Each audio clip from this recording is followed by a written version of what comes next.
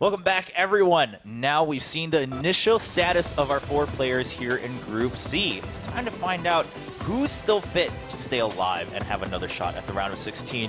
Roddy and Huck, thank you for joining me here on the desk in the upcoming match. This is an elimination match now, the halfway point of Group C. And Roddy, I mean, as you were casting the previous game, what were your thoughts watching HeRoMaRinE? Because we talked about it briefly on the desk. You guys mentioned during the commentary that he had some really good moves against Jaedong, but Jaedong pulled through. I think this is actually a series that will bother him a little bit. You know, going up against Jaedong and not ending up at the right side of the score. I don't think that's the end of the world, and maybe you think about that before you play. But taking game number 2 in consideration, it shouldn't matter whether you're playing against Jaedong or your average German Zerg. You know, whenever he's winning a German championship, because he was in such a good position, and a Terran of his caliber should be able to close out a game like that. So I think he's a little bit shaken up. I think he's a little bit frustrated with himself, maybe.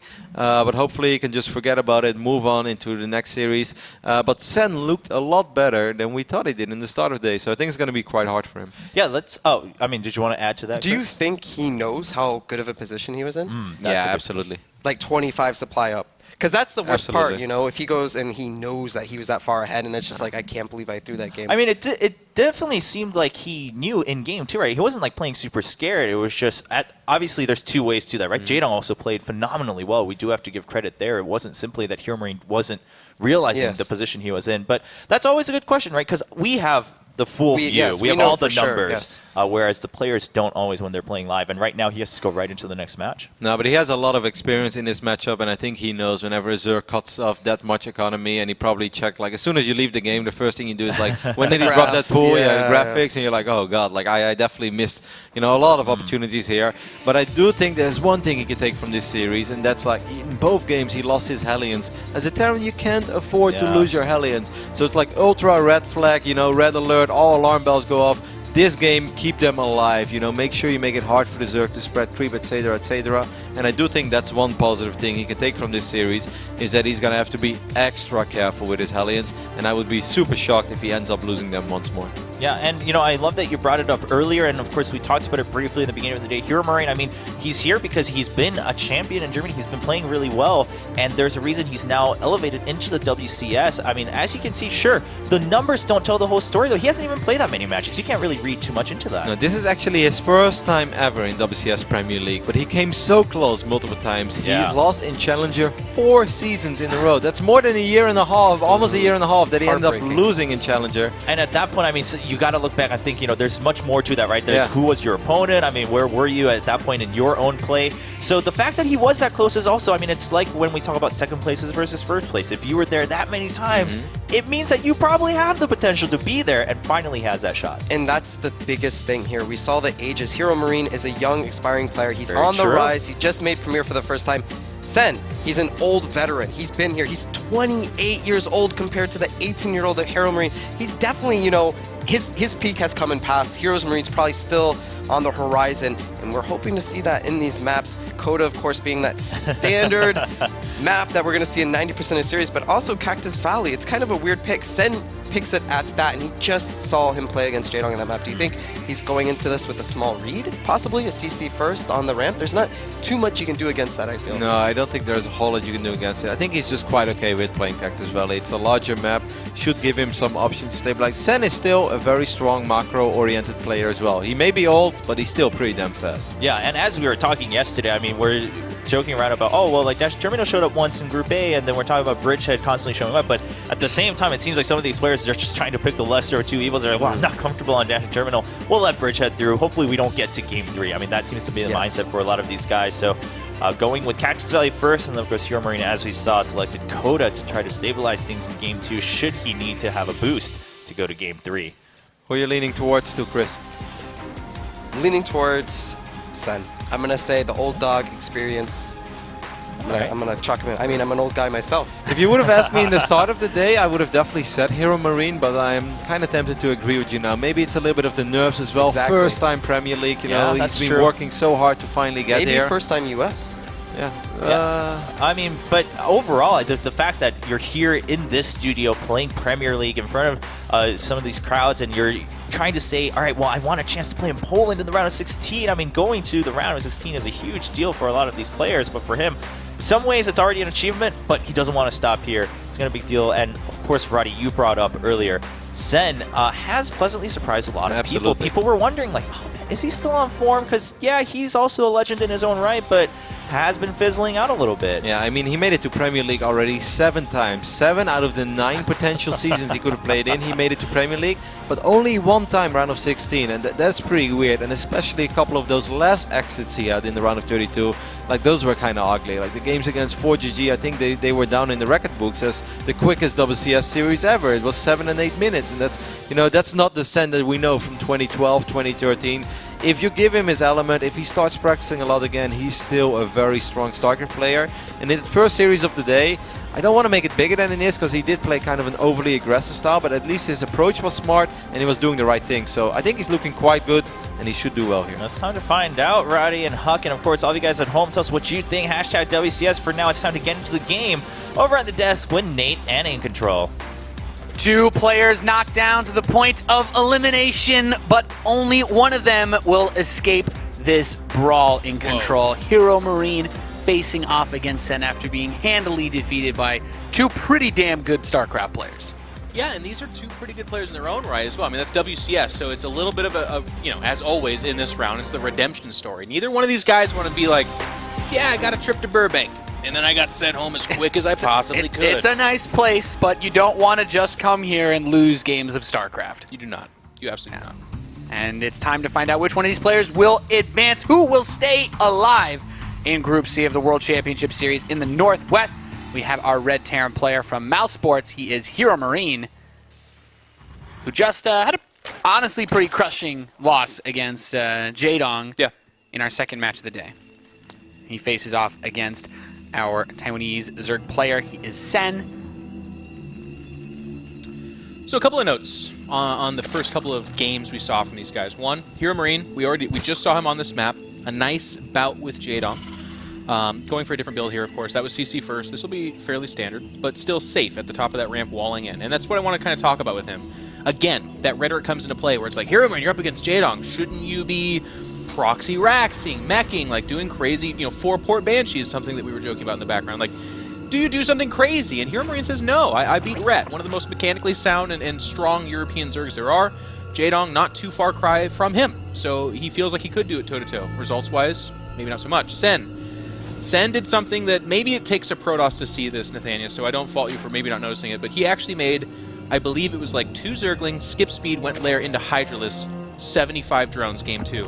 And I've never hated so hard in my life. I was looking at that, I was like, oh my gosh! If only he had 8 gateways and he was pushing him right now. He would just die. But the point of the matter is that makes Sen dangerous. Not only is he mechanically fairly sound, he is a guy that will take... He's not afraid to go for a couple of the ballsy strategies here and there. Yes, and greed. He's very capable of greed, and as a Zerg player, that can be very dangerous. So we put these guys together safe in greed, and we're in for probably a little bit longer matchups, but there's going to be some risk taken. And at this stage, I feel like both these players need to do that. I do think Showtime and Jaedong are the better players to these 2. Results would kind of speak to that. Both of those guys are just so much more willing usually to take those risky steps, and Sen to some degree has shown that. But HeRoMaRinE's build orders, his strategies, his playstyles have been, you know, that typical like, oh, I'm all righteous and play just standard macro game 3 CC, even though my opponent is statistically rated 90% against me. But here he is, still putting honorable it up. Is what we say as casters. Honorable, that's what you were I saying guess yesterday. you could say. Before you were so jaded, Nathaniel. Yeah. So now you're angry at all the Terran losses. My heart has been broken. Has it Terran advanced yet, actually? Oh, Pole, of course. Yeah, well, of course. Of course. Of course. But that's the thing, though. If you're playing against HeRoMaRinE, are you really expecting him to do some sort of 2 factory blue flame Hellion push into mass Hellbat mech Banshee? Like, no. I misspoke. Really. I earlier said that, you know, the Chinese scene is very insular. Of course, Sen does not play in the Chinese scene. He mostly plays in kind of the Korean scene, if you will. The Korean a lot ladder. of those tournaments over there can still be, you know, a lot of the smaller ones. Sure, but my point is he does not actually see HeRoMaRinE that much. They do not rub shoulders. They don't, you know, he was playing in NESLs. I doubt they bump into each other too often. Correct. So to answer your question, no, I don't think he expects anything. I think he's going to this just saying, you're a Terran and I'm a Zerg, and I need to win this one to move on. Yeah, nice drone kill to start things off, and he's shaking it up. you know, to some degree. We're seeing him not go for the crazy fast 3 command center build that he used against Shudong. Still only 1 gas, so it's possible we have just another Viking opening. Could be another Cloakless Banshee opening. Banshee. He's got a lot of options, and I think that's totally fine. If there's one thing that HeRoMaRinE can go into this match saying, it's like, yes, I actually did have a massive lead against Jaedong, and there's no way this guy is as good as Jaedong. He doesn't, you know, as much as we talk about Jaedong having rough results this year, Sen in the international scene, we talk about, just look at the number of WCS points he has. He hasn't competed as well in those, you know, in these big premier tournaments. He has not. I would tell you that the caution tape around Sen, the crime scene that is Sen, is that you need to be careful, because a lot, kind of like Jaedong, where it's, you know, a mixed bag. Sometimes he's just absolutely amazing. Other times he's having a tougher time. Nice round here. Yeah, actually, really good. Is that he's capable of going up into those. He is a top-notch player in body. It's just, for whatever reason, he's fairly inconsistent in that. And we do have HeRoMaRinE mixing it up. This looks a little bit like what Kellezer actually busted out against Starbuck yesterday. A fast mine play with a medevac drop, and that actually makes those few Marines that Zergling run by picked off. Normally you're saying to yourself, okay, well, he didn't get my Hellions. He actually needs those Marines to make a forward push like this actually do damage. Yeah, it was nice. But as Flo just showed us, nice job by Flo, the starport was not spotted. So going for a medevac at this time, a little bit different. Oh, the Overlord's on a mission, but it actually will probably be a little bit late. That, well, the medevac's already out, actually. It'll be very late. Yep. That's the tricky part about this, is that you can infer based off Hellions, yeah, okay, I built a factory, but you don't know what the follow-up is, and it's mines. They're burrowing. The drones aren't moving in control. All right. That's the one. That was the one. 9. That was the one. The other one, not so impressive. That one was like, hey, guy, I got your back. Don't you worry about it. Now in control is the question I'd like to ask. Is that the equivalent yet of a 9 pool doing no damage against command center? Oh, man. I would say no, just because the production is so explosive for Zerg that he's going to be able to come back from this. The big thing about that 9 pool was That mine. It slows down your queen, it slows down your hatchery. Are they going to detonate again? Yeah, it will. Oh, no. Does it go after the queen, though? Is it targeted? Yep. Okay, gets another 2 drones there. The one in the natural just detonated. Hit the queen, though, so he didn't micro both Not as big mines. of a deal. Yeah. A little bit sloppy, because that mine was within vision from the Spore, so it's just Sen didn't really kind of prioritize targeting it down. And he forgot it was there, to be honest.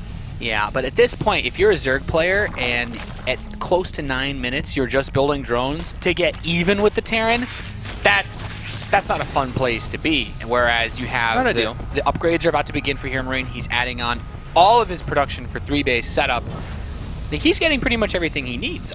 It's not ideal, but just started. Let's talk about this, though. Like, you give up the Hellion stage, so creep spread is actually, if you look at that, pretty darn good for Sen. And it was slowed down a little bit because he had to pull back the queens, but otherwise not bad.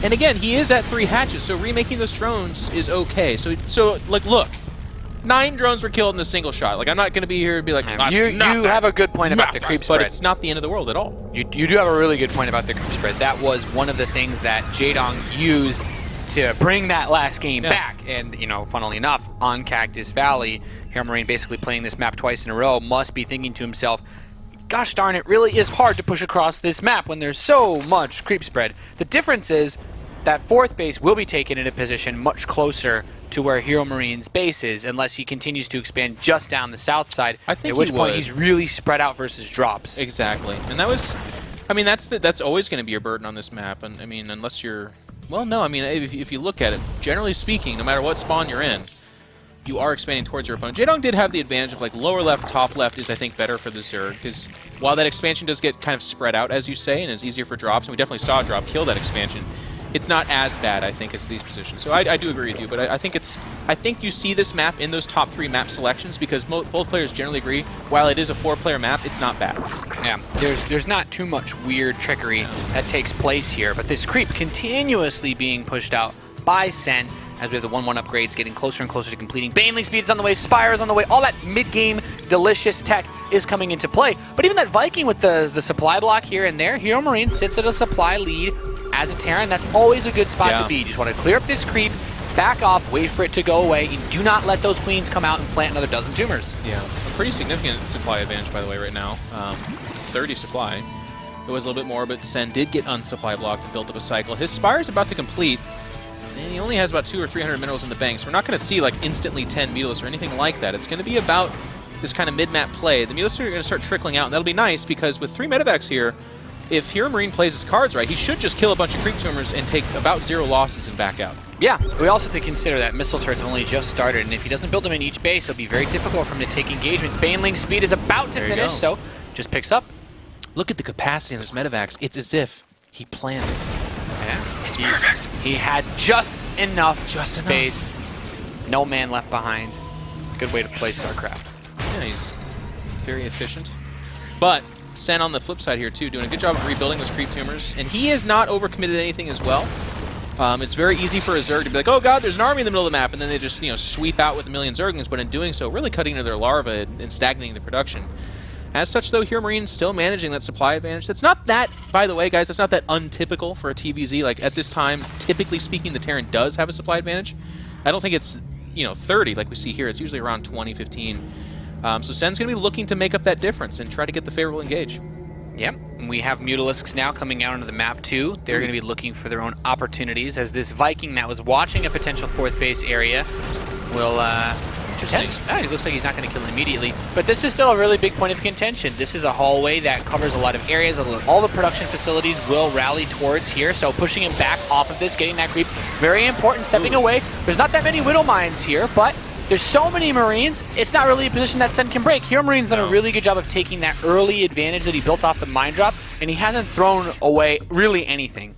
He did win the space to land those creep tumors again, though. He's being very consistent about that.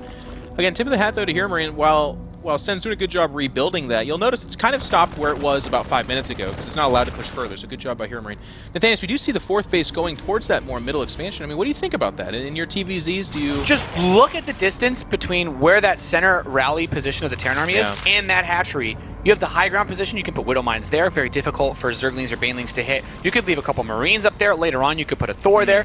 This is prime real estate right now for HeRoMaRiNE to set up on. Get a nice condo here, all these Widow Mines, laying it out, covering it. Hotels already if it's a Monopoly game. Exactly, and you know what? I think Sen's going to potentially end up landing on one of those and paying a big price. Comes Broadway. Queen's thinking about laying creep tumors. It's like, well, no, Queen, do not pass the mines, do not collect 200 minerals. And these Banelings can't get really much done either. At this point, HeRoMaRiNE's maxed out. Just keep rallying across. Keep this position held. Don't lose your mines, and everything that runs in here will just die. This is the HeRoMaRiNE that a lot of German fans in particular were hoping for in the last game. Very patient play, weathers the few kind of thrusts of Banelings in there, not taking critical hits like in the past we saw against Jaedong. Instead, here trading very well. And now this is the main thrust coming forward. Banelings trying to look for those connections. Good splits from HeRoMaRiNE, and the Widow Mine's doing a lot of work there. So while this is a trade, and it looks like for the most part, Sen's going to be okay. Look at the supply. Compare it to the game against Jaedong, though. The reinforcements are immediately here to help fight against this. There's not that many Banelings. The Widow Mines are going to bro. Just needs to keep dodging around it. Okay, but friendly fire hurt quite a bit there. The Thor's still too fat to squeeze through, so he's here to defend. He's trying. Oh, he's doing good, though. We were just about to hype up, and I agree with you. It's like, oh, Sen. I still think this is great. A couple of those mines are still there. These mutas could actually... Okay, I was about to check the cooldowns. Like, they could have actually just all died flying through that. And he lost his overseers, so actually there are still Widow Mines over here, and that cooldown has gone down. He has such little gas, he doesn't actually have any Banelings, so I think HeRoMaRiNE could possibly just push in and seal the deal right here. There's not enough mutas to really chase. Where did his gas go? But I guess that's a question for another day. This 4th base is dead. He's evacuating the drones. He's going to try to retake the 4th down there. Banelings going up, but it actually might be too little too late. That base died so seamlessly. There is a chance that HeRoMaRiNE might just push for high ground right now. Yeah, he's going to continue to advance, and with so many Widow Mines here pushing into this is borderline impossible. Leave the Marauders up front if you can, and just step back and let everything blow up in control. These mutas are not going to be able to stop all these Marines and that Thor. The Thor, he was finally let out of his cage. Here he is, fat or not, he's ready to fight. Banelings going down. And Sen's holding on for dear life, but he's actually making Banelings in the midst of combat. There's the tanking units, the Marauders, and the Thor. Sen is now fighting with just the Mulas with very little support, so again, he cleans up this army. Doing pretty well with his macro, I have to say. Like, he still managed to churn out a ridiculous number of units, but the reinforcement line just has such a shorter path to go than it did when you're playing in that cross-spawn position. The next wave of reinforcements is already here. You're still choked up on gas, you're still choked up on Banelings, and if you're trying to build Banelings and Mutalisks at the same time, you're never going to obtain a critical mass of either. Right. It's very tough to deal with. Sen holding on. He has reestablished that 4th base, and I think there's a swath of drones making their way down there. So if he can hold on just a little bit longer, And he's, you know, the medevac count's a little bit trimmed down. It was at like 8. Now it's down to about 4 or 5 right here. Oh, Muta's rallying and dying as well. And yeah, another Thor shows up, so that splash damage becomes a big threat once again. The Marines creeps just receded as well. At this just point in stepping time. back. Yeah, this is a phenomenal position. Sen is on the ropes now as this Thor getting microed a little bit further, trying to really bully these Mutalisks away, with just so much splash damage in this army. And expanding behind this is HeRoMaRinE looking to build on that advantage, still managing like a 40 supply damage. The Mutas are standing. This is going to be it, ladies and gentlemen. Once you lose those Mutas, it is over. And GG's called out as our young German sees that winner screen for the first time today. Of course, it's just the second match, and he has to play right in a row. Yeah, not too shabby. His opener set him up so well. You come off a loss like that against Jaeyoung, he still had a phenomenal position, and you really can't, you know, discredit him for losing to Jaeyoung of all people. No. And Sen comes in, had a, you know, that back and forth, a little rough, had a, you know, a couple pickups here and there against Showtime, but now you're coming in against this young German player, and he just blindsides you with that medevac drop. And you could say it was over something as silly as moving that Overlord in a little too late and not realizing, oh, he's not going for a Viking or a Banshee. He's actually a really quick mine drop. And it did a lot of damage, and it just kind of threw off Sen. And to be honest, too, this is the better HeRoMaRinE we were hoping to see. Like, this is, you know, it's not to be understood too much the mental game of StarCraft, where, like, if you're facing someone like Jaeyoung, a lot of times you can overestimate their abilities. You can kind of freak out, think you have to do weird things. When, in fact, if you just play your normal game like we saw from HeRoMaRinE here, you can be in a really good position. And then these mines just being able to detonate again and again, just, these are the silly things that are really going to slow you down. And HeRoMaRinE picked a very good build order, especially considering that it's highly likely Sen watched the series against Jaeyoung. He's like, okay, what do I have to expect from this guy? Sure. Bio, okay, 3 command centers, maybe I can be a bit aggressive. HeRoMaRinE's build sets himself up very well to defend either of those plays. And then this beautiful setup, all these Widow Mines spread out. As nice as it is for Sen to eventually bully this back, maybe the control could have been a bit tighter from HeRoMaRinE.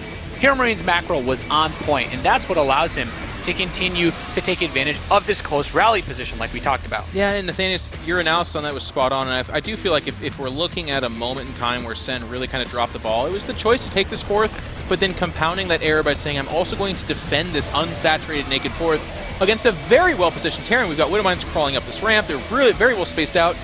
You know, sometimes you see Terran players have like 6 or 7 Widow Mines in a clump, and then it's like, well, there goes your advantage. But in this case, no, HeRoMaRinE was great. I mean, HeRoMaRinE's macro and everything was really on point. I think if his control was tightened up a little bit, things like this mine, for example, killing that full medevac, like if you tighten that up a little bit, he wins this game much faster with a lot less difficulty. But and then Sen overextended here too, which is kind of weird. He's he like, lost a lot of his 7 mutas. mutas and 5 Zerglings. Let's end this game. And I think it was at that point he rebuilt a lot of mutas, which came back to us talking about why doesn't he have any Banelings? Yeah. But map 2 will be Coda. We'll have to see if HeRoMaRinE can seal the deal, as it were, against this player, the Blue Zerg in the southeast, who is knocked out by a German Protoss. Will he be knocked out by a German Terran? It's Sen. That's a good point. Man. Sen's getting beaten up by the Germans today. Germany's going to town on Taiwan right now. That's it's an elegant way of putting it. And Thank you. It's I'm an elegant man. And it could be by the hands of this German man, or maybe I should say child. Boy. Who's HeRoMaRinE, this German lad. I will say, you know, the macro is good. Because I think about that fight, like, okay, the control, a little bit sloppy, but if he, like, that was pretty similar to the siege position he had on the high ground on Jaeyoung's 4th/5th in the second map of that series. And the reason why it was so bad was he had those units as the push came in, but his reinforcements were sprinting across the map. They had to go all the way to the opposite side. And that's one of those things that just kind of naturally acts as a disadvantage just by the spawns. And, you know, Jaeyoung smartly pushing the creep spread so far that he could never actually make his way down that map. Well, I also think in that fight he had limited to no Widow Mines. Like, he started the fight with quite a few Widow Mines, but as it got towards the end, when that reinforcements was unfortunately not there to hopefully tip the battle in favor of the Terran player, he had none. And in this case, not the case. You know, Huck was saying he may have too many Widow Mines. I want to hear your thoughts on that in a second, but too many or not, he had like 6 or 7 well-spaced out, well-positioned Widow Mines. Not something you want to literally charge in with your whole force. Like something Jaeyoung did that Sen was doing a little bit of, but I felt like Jaeyoung did better, was splintering off, you know, 3 or 4 Banelings, 5 or 6 Zerglings, running in, looking for connections, sure, but really just trying to get those Widow Mines out of the way.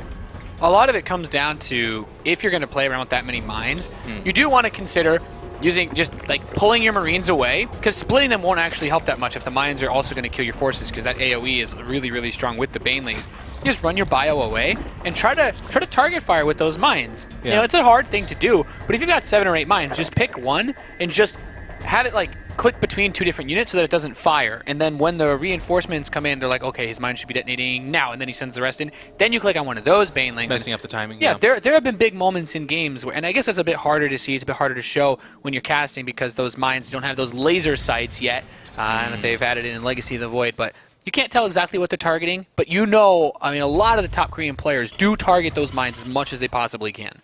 Absolutely. It's not uncommon to see individual mines selected in big fights. Something to strive for. HeRoMaRinE can open up very standard again, at least thus far. We did see a Widowmine drop, which is a little bit more on the uncommon side in TvZ matchups. It was nice to see. Nice to see him mix it up. I was kind of worried he would go into this match against Sen and just be like, well, I'm, you know, gonna do the exact same thing, and then Sen could just blind hard counter with huge greed, but not the case. Yeah, it's possible that Sen was still expecting, you know, some of the same plays to come out of HeRoMaRinE. For example, on this map, the last game, when he played against Jaedong in that first series, he went for a 3 Reaper opening. In this game, that's not at all what's coming. He's gone for a very similar to the last map, a couple of extra Marines in the early game. Yeah. This will help him deal with anything like a fast Roach or Zergling push. Yeah, I want to see where this goes, because a lot of times you'll have a starport go up pretty quick behind this, much similar to last game. If Zerglings don't run by, then you have enough Marines to like drop the mines and just have the Marines push with your Hellions on the other side. Yeah. Like you can have 2 pushes rather than just dropping the 3 Marines you have because you lost 4. All right, it's going to be 4 Marines and then Hellions, so it's still a fairly similar or standard opening. There's the starport, it's a little bit later. With that little bit later starport, is it going to be I wouldn't even Banshee, or actually mind. Banshee? I wouldn't even mind, like, if you could do Armory with the second gases being taken. Okay. But I really wouldn't mind him just going for like a 8 Marine drop, 6 Hellion run by, which is also a pretty popular strategy. It's very difficult to deal with, especially if you don't open up with speed. And we do have Zergling speed, but you know you have to adjust the positioning of those units. If those Marines all land and they're like in between, you know, the geyser and one of the mineral patches or 2 mineral patches, those Zerglings are never going to get the surface area they need to kill Marines being healed. Like, no, they're all bunched up. It's impossible to kill them all. Never, Nathanius. It's impossible in control, because you know what? There'd be 6 Hellions in your natural, too. It's like, oh, I brought all my Zerglings and Queens. I did it, Nate. It's like, yes, well, now you have no drones in your natural. Have fun. I'm going to breathe positive life back into you, Nathanius. I'm going to find the center of your black heart. I'm just dreaming about drones being cooked right now, okay? There you go. That's the beginning of it. I just want a nice drone steak. Whatever that tastes like, I want to know. That can't be good. It can't be. They're giant cockroaches. Have you ever been to the Koprulu sector, Jeff? You know what? To be honest with you, I have not. I've been meaning to. There's like in-game advertisements for that stuff too, like in the campaign. They have like mutal wings. Mutalisk wings are like a thing. See, and that's just destroying my fluff, because there's no way they would eat Mutalisk wings. They wouldn't. How do you not know? What if they're really good crispy? I have to imagine. Like, think about that. Like, we need an air unit that shoots fire first. I think is the big thing. Like, there's no they're called unit. dragons, my friend. There's actually no fire-breathing anti-air unit in StarCraft. Well, That's the real You just problem. gave me a nightmare. Thank you. I'm trying to make you more positive, and you just did that. All right, Cloak. About to finish up here. Banshee making its way across. This third that it would normally be applying pressure to doesn't exist. It is actually a quick 2-base Spire build, which I wouldn't necessarily call it a hard counter to this opening, but it's definitely pretty good for the Zerg. They're pretty happy with that. Yeah, a couple of these Hellions getting caught. Unfortunate, as it will force the other ones to come back and defend this. That Spire, too. You know, all of this is just time ticking away, and when those Mutalisks come out, the Hellions are totally useless with that Banshee. Just parked. Get going, girl. You got work to do before the Mutalisk. Yeah, especially those Spore Crawlers that are coming in now, too. So the Banshee's going to cloak. I think in this position, you got to just focus down drones. Yes. There's enough energy on the Queens to transfuse each other. Oh, I like that. The Queen's actually kind of like... It could have probably gotten another 2 or 3 drones. Bullied him away. Yeah, There's exactly. no Overseer being made nearby. The only Overseer on the map is by his main base. So that Marine respect, though. He was like, all right. He's like, an Overseer could show up at any time. Don't want to lose the Banshee. Acceptable, but you could have killed a little bit more there, bud. Swan Song of the Reaper. I'll get that information. Runs in and dies. So this Banshee, by the way, pretty ineffective. A couple of drones, a couple of sprinkled shots at the Queens, but that's not what you're hoping for with a cloaked Banshee. Didn't see the Spire timing also. The Spire's about to finish. Engineering base as well. But HeRoMaRinE, he needs to like slap down those missile turrets immediately. And he doesn't have all that many minerals banked up because he just finished up all these barracks. He wants to get his Marine production going. And he can still do quite a bit of damage. 8 mutas are on the way. And it's going to be rough. Overseer here as well to make sure that these Banshees do not escape with their cloak fields. 1-1 on the way. I just don't think HeRoMaRine's aware of what's happening right now. Yeah, there's no which turret is weird. started. He sees the late third, sees just queens and lings. Like, what else Knows could it there's a possibly lair, be? too. You know there's been a lair Yeah. done for a while. That's a scary spot to be. Now missile turret begins. Just one so far. Slap down, as you said. Yeah. That's what it feels like, man. It's very aggressive. A lot of casters say throw down. Nathaniel's shaking up the meta with slap down. Vernacular is very important. It is. So these Hellions, what are you doing? Let us up! Let us up! Lower the ramp! You're not Reapers. Low, It's not how it's meant to be. You know, to be honest with you, Zerg doesn't care. Like, it looks like he might actually go after them. What do the Hellions do at this stage? They're gonna I run mean, turned into Hellbats, they're still pretty good in actual fights. Yeah. I think Hellions, keeping them alive is as big, unless you kill a dozen or so drones throwing them away, like they are way, way more useful being Hellbats in the mid game. Asking you shall receive. All in all, getting both the Banshees, a couple of Hellions, okay, but still, again, 2 base mutas. So it's not like other harass openings where it's like, well, if you don't kill 10, SCVs, you're dead. It's actually more about map control as well. And right now, Sen's doing okay, but that creep really needs to start running wild because you'll notice, look at how in base HeRoMaRiNE is right now. He's just not out on the field. You got to take advantage of this right now. When you open up with 3 command centers, you always want that there to be planted down by about, latest 11 minutes, and we're pushing 12 here. It'll take a little time to fly over. Now you have to deal with these Mutalisks working away in one of your refineries. This can mess up your gas He's timing. coming home for it, too. And it can also distract you because you want to take the 3rd base too. Yeah. And I don't actually think there is an armory on the map, which is another big problem because without that, you actually can't start his 2-2 upgrades. Yeah, his one's about to Not finish. here. A little bit of a mistake. No armory. Sen setting up the counterattack, by the way, too. He's going to go up towards that 3rd. Meanwhile, HeRoMaRiNE is marching down the middle of the map. Ooh, reinforcements getting picked off. Medevac losing here would be kind of a big deal. Changeling was like, I know of a transport with no defenses. Didn't get the medevac, though. So now the armory starts. Now the 3rd base is in the air. HeRoMaRiNE has forces out on the map, but if this army gets cleaned up, he's in trouble. I would almost say, like, if this was one of my games, like, this is where you're pretty much dead. Like, I'm not actually mining off. I'm not mining off 3 bases, but this can work right as Baneling Speed finishes. I was going to say, Baneling Speed hadn't finished there. He could have killed a few more of those. But now his reinforcements are sprinting across, and if he loses all this, I'm really worried about Sen just taking this counter all the way back. He might. He's going to push up here a little bit. Gets turned around by the reinforcements. The 3 Vikings actually helping out kind of miraculously in that anti-air fight. Still a victory for Sen, though. I mean, we were talking about this at this point in time last game. HeRoMaRiNE was at like 165 supply to and 130. HeRoMaRiNE was in a position to deny the 4th base. Now the 4th base is done. Drones are already going onto it. Sen finds himself with an astronomically larger income than he did on Cactus Valley, whereas HeRoMaRiNE was situated on 3 bases, making that push pretty comfortably. Much more even game. I wouldn't say HeRoMaRiNE's quite out of it, but he needs to start like that +2 armor. His upgrade could have been close to halfway done now if his armory was ready for the completion of the +1 upgrades. This is one of those weird things, too, where like maybe he couldn't afford it at the time when he started the upgrades, but as we watch this, we all know those feels of a StarCraft player that forgets something, like they click the upgrade but didn't have the money for it and then never come back around. There's 2 mines tucked behind that missile turret, actually really nice, or that refinery, excuse me. Good really, dodge really by nice. Sen. That could have been way worse. That could have been like all the mutas, to be honest. And in front of those turrets, it certainly helps. If there's a 3rd, or I guess in the dream scenario, you're like, I'm going to put 4 mines there, then you actually kill all the Mutalisks. Well, he does find the armor, by the way, so it's not going to be an all-game mistake. Yeah. Still, it's tiny things like this that add up over the course of the game. And what if his 3-3 is that 30, 40 seconds from finishing, and then a bunch of mutas swoop in and deny it, like Jaedong did. Let's agree to both just lose it if that happens. Just scream. I'd be very sad.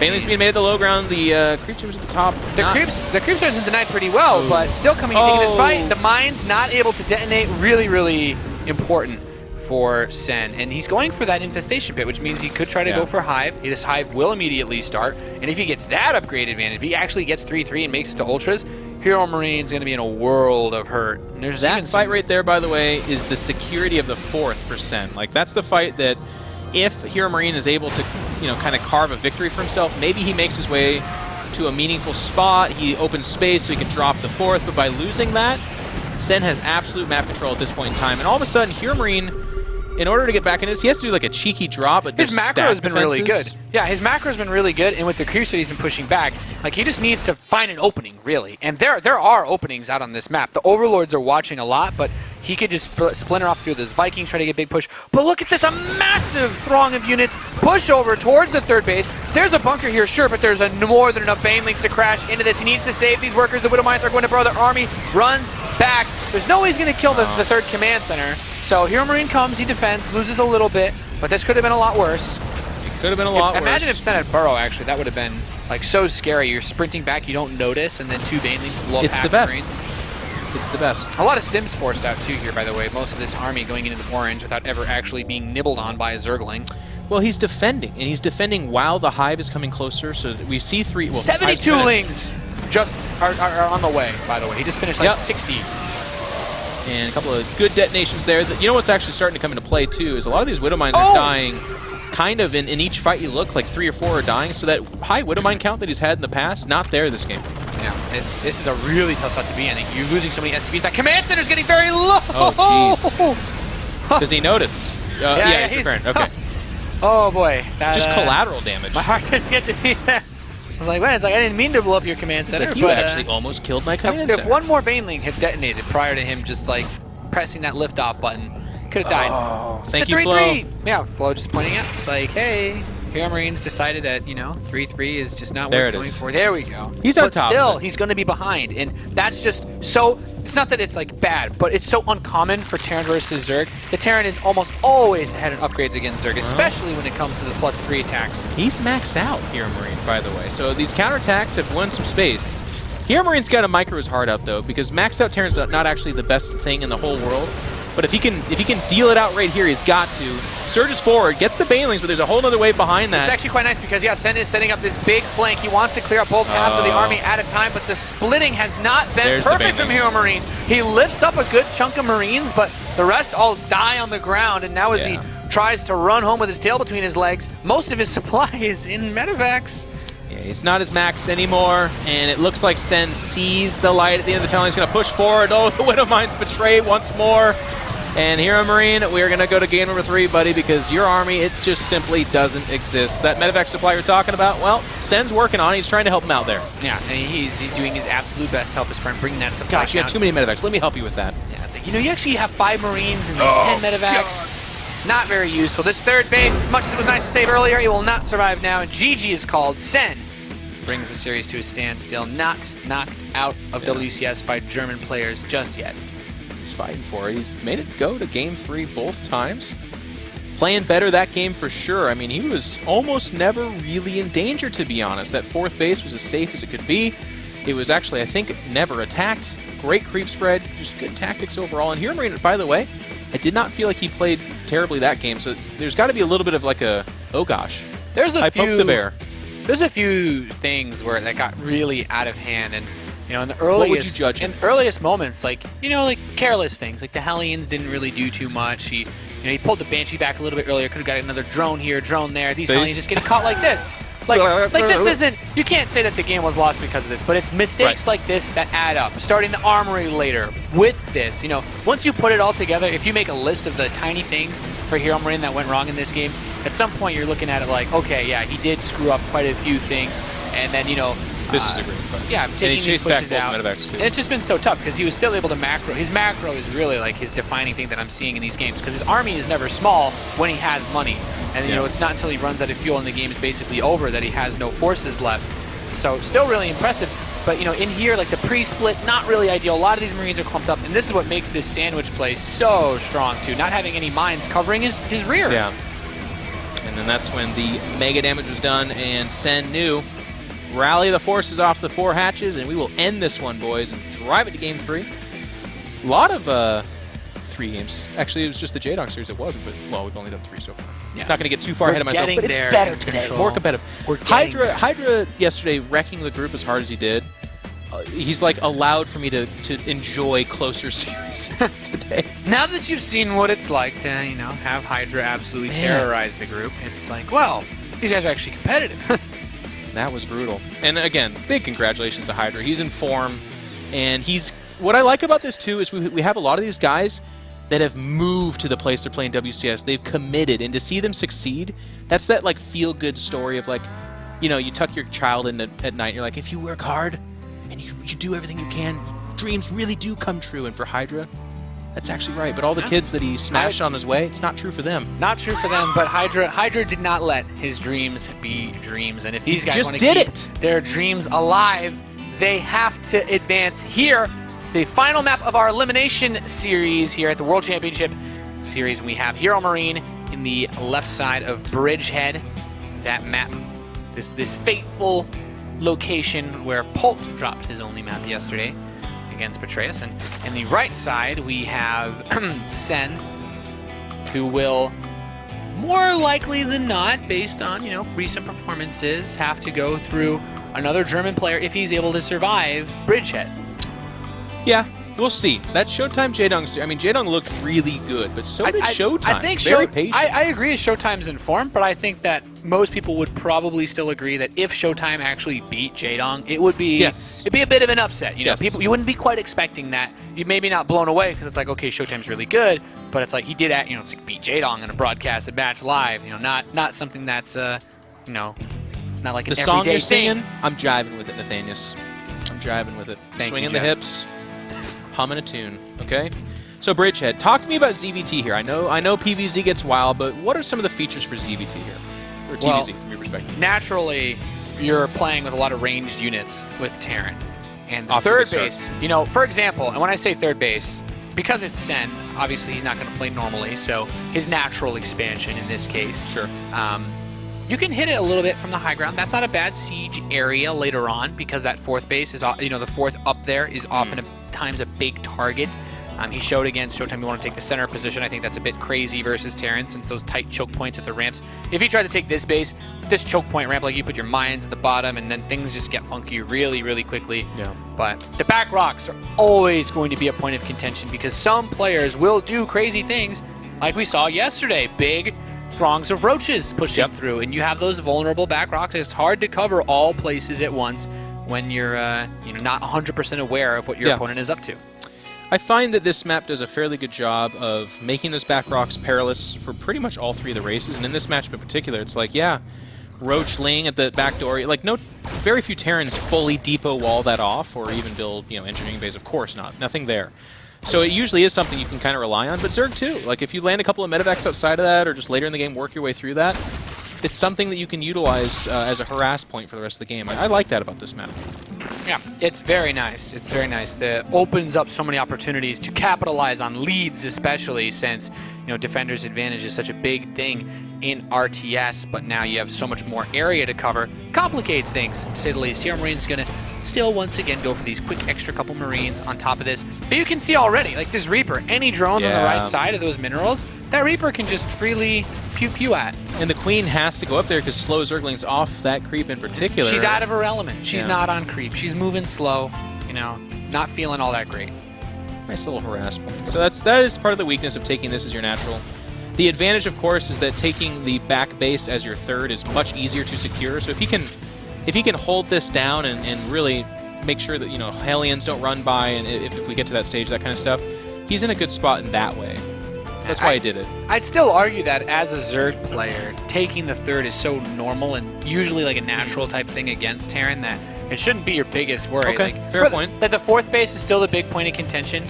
So not Well, really then a maybe big early deal. creep tumors are more beneficial here to push across that bridge. I can definitely get behind that. Pushing the creep tumors out from this earlier low ground base will certainly benefit Sen more in the long run. And that's one of those things that can actually hurt Sen when he takes harass from that Reaper because that Queen does get pulled around, not always at the forefront, getting those creep tumors playing and getting those ejects. And you still have to keep in mind that you do want to get a creep tumor between that main and the quote-unquote natural, since the distance between these two is very difficult. If you bring all your Queens down, the Hellions run by into your main, the Queens aren't going to get up there to defend in time. And even this Queen is taking a beating. It's getting low. There's a little bit of a bait, though. Pushes it to the limit. Now, Nathanius, we have 6 Roaches on the way, and Zerglings are already working on those back rocks. It's just 4 Zerglings, so you know what? It's a tough task, but it's not spotted at all. I'm feeling a bit of Roach, potentially Roach Bane play here. As you get to work on these rocks and those Roaches move across, most Zergs, as these Roaches finish, they start that Baneling Nest, and there it is. So big aggression coming out of Sen, because what he can do with the Overlord by the rocks, you know, that drop is going to try to do some damage. But you break these rocks, if the Terran doesn't realize it, you win the game. Like, you don't have any defenses. If the Terran realizes, and they build a huge defense here, then you just Baneley bust the other side. You've got two options, two different ways that you can try to just pummel the face in. HeRoMaRiNE's drop is going to land at the southeast location. He's going to be like, what? There's nothing to my drop here. It has to do game-ending damage to Thanos because these rocks are getting very low. It's not spot at all.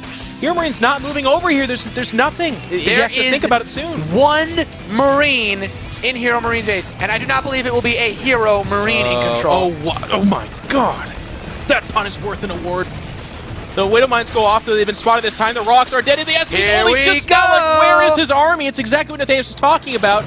And he's got nothing. He's got a Roaches single and Marine. Lings spilling into your base. He's morphing Banelings right in front of HeRoMaRiNE's face.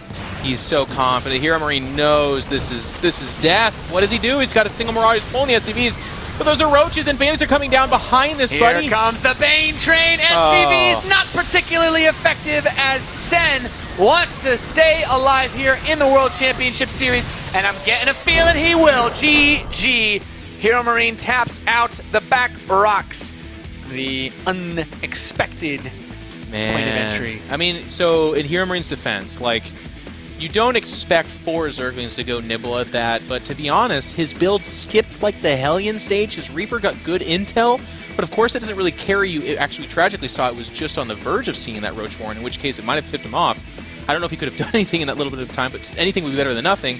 He just, everything about his build was kind of like, all right, there's going to be this kind of window of time where I'm really not sure what's happening, and in that time, Sen launched his attack and was able to win and get himself into the next round. And this is one of those scenarios where HeRoMaRiNE should have recognized, or you need to recognize as a Terran player, that low ground base is not the third. And I feel like with the way that medevac went in towards the end, he was like, okay, I'm going to drop this base.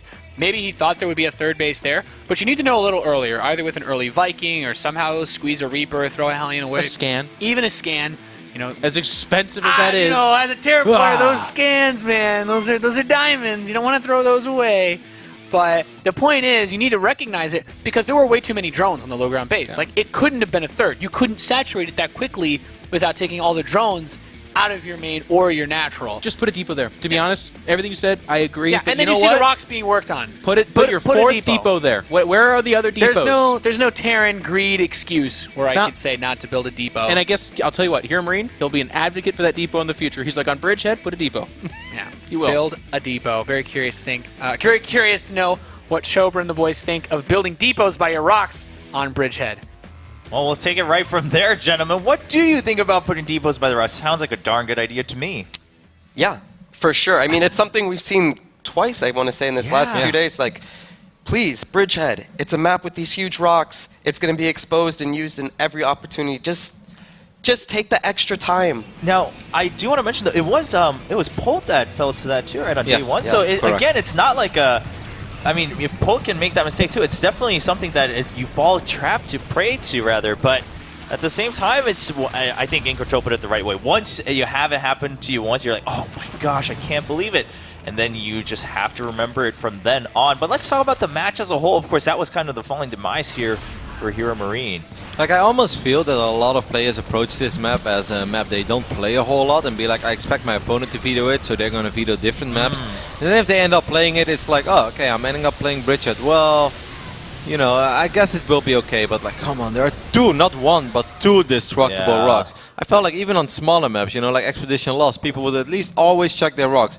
This map, no high ground, no ramp. 2 sets of rocks and 2 games we see no depot there. Like, I don't really get it. I mean, but like you said, I think you bring up a good point, is that we've seen kind of the mind games start to happen around the map while everyone's like, well, I really don't want to play Moonlight. I don't want to play Dash Terminal. I guess, like, Bridgehead, we'll leave it for the third game. It won't happen. And then it comes to it and you're like, right, I'll just play it. No problem. And then you're like, oh my goodness, I can't forgive myself for that, because it's something that you just fall prey to. And I think you're right. Obviously, from analytical standpoint, we have to look at it and say, everyone, I mean, especially if you're watching right now, or, you know, even in your own ladder games, you want to keep track of that. I mean, that's a big danger, but that also speaks to just how much people are not used to playing certain maps, and they're just not used to wrapping their heads around different formats of playing their maps out. And I think it comes down to a lot of just the stylistic of player to player. We have players like Paul, like HeRoMaRinE, that are very standard. They play normal, safe, macro builds on all maps. And then we have players like Sen, who's a veteran, and that other Zerg player that just, they have a lot of strategies, they have a lot of gimmicks, and they're willing to use those and go, like, do these weird strategies, go all in. And we see that in these maps. They abuse the maps better. And I want to say this is a great map pool altogether because all the maps are completely different. That's what's exciting. And it's coming into play over and over again. Yeah, I think that it's really, we've already seen it in the first 3 groups, and we're going to see many more of it as we go onward in the Premier League Season 3. Let's talk about the match as a whole, though. I think something that you were bringing up earlier, kind of a half as a joke, is like, are there too many Widow Mines? I mean, you can't have too many, but we had a couple times again where it did backfire, not to a detrimental effect, but it does seem like HeRoMaRinE relies on them a little too much sometimes to be able to push the Zerg back. What do you think about that? It's hard to say as a Protoss player. Protoss, you know, you guys are like, we hate Widow Mines and we love them. We hate them from our perspective. I'm sure Terran players love them. But all in all, yeah, I don't know if it was like the splits, the micro, but it just seemed like the Widow Mines, they hurt the Terran player a lot more. HeRoMaRinE just kind of struggled, and then on top of that, he just had such a heavy Marine composition constantly in these Banelings in every single match. He's taking so much damage. I kind of felt on Cactus Valley it played out very well for him. And I mean, like, obviously you don't want to put all your Widow Mines together. I think that's something Jeff mentioned during the broadcast. You want to spread them out. You want to keep nice distance between them. You want to make it extremely difficult for a Zerg to chase. Not just win a fight, chase down the medevacs, but no, win a fight and then be careful. That was the second game in a row, by the way, that there was a Tor trapped, I believe, in the natural. But I think in game number 1, everything came together very well. And we saw them a HeRoMaRinE that I think a lot of Zergs on the European server are familiar with. Just a damn good Terran player, right? Who's just doing the right things, and if he catches a little bit of momentum, things go well for him. I, however, think it went wrong for him in this series in game number 2. He had a Cloak Banshee in the main base, and there is a Spore Crawler only 10% on, and he flies away, like perhaps worried about an Overseer. That wasn't there. That Cloak Banshee could have killed 7, 8, 9, 10 drones, and I think then you're looking at a completely different game. Already won game 1, a lot of momentum going into game 2. I really think that he missed an opportunity there. Yeah, I mean, overall, when we look at it, even Nathanius and In Control were saying it during the cast, is that there seems to just be like these small, even in game 1, right? Like the scene we just saw, if that medevac didn't dodge in the mine, game would have ended maybe, 30 seconds earlier, a minute earlier. So it seems to be all these small mistakes, and you know what? I think we have to look back and say possibly nerves. I mean, we talked about this going into the game. When you're making just the tiny ones that start to add up, it's not necessarily, I mean, some of it might be bad habit, but some of it is nerves because, again, his first time here, he's really eager to make it in the round of 16. Unfortunately, he gets stopped this time by Sen. So now let's focus on Sen, though. He stays alive. What do you guys think? Did he look a little bit shakier than his first match where we were, despite result, we were pleasantly surprised? I think he's a veteran, and that's what came down to it in this matchup, and that's what's going to come down to it in the last matchup. He's 28 years old. He's been doing this since Brood War. He's been playing for probably over 10 years. I think no matter what, he's going to play his best. You know, he's not going to really waver too much. Whatever game he does have, that's going to be his best case scenario. Just going to be what that is. And whether, Jaedong or Showtime are going to be a little shaken up because right now they have all the momentum. They won. They're going to the winners match. All of a sudden you lose and Sen's on an up note. He's coming off a win. Yeah, all right. Well, we'll have to find out who's going to come down back to meet Sen in the final match, because next up it's going to be the winners match to determine the first seed of Group C. It's going to be Showtime versus Jaedong right after this.